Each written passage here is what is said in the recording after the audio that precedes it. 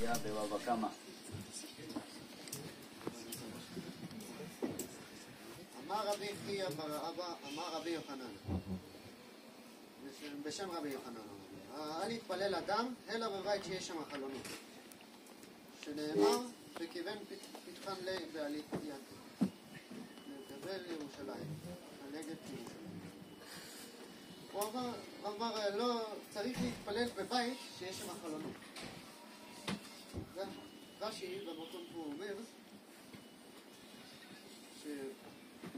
שבגלל שהוא רואה את השמיים, אז הוא מגיע לבעירת שמיים, ואז הוא מתחיל לפחד ולהתפלל בכוונה. ולכן הוא צריך להתפלל כמו דניאל, שהיה נאמר פה בפסוק שהתפלל פה כנגד ירושלים, ולכן הוא התפלל בעירה.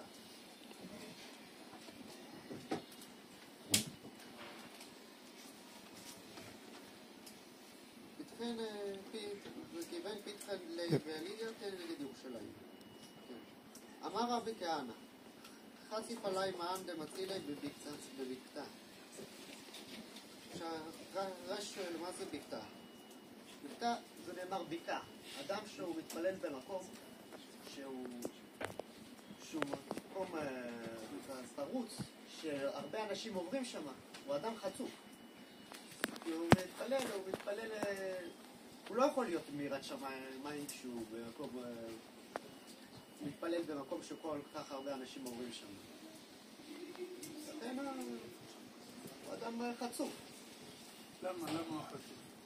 מה עשה? מתבלט, הוא מתבלט מדי, תראו אותי.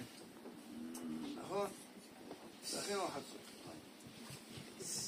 אדם צריך להתבלט במקום, לעמוד ברחוב יפו. אני אעשה את זה חצר, מה? אומרים היום. שופוני, תראו אותי. לחץ.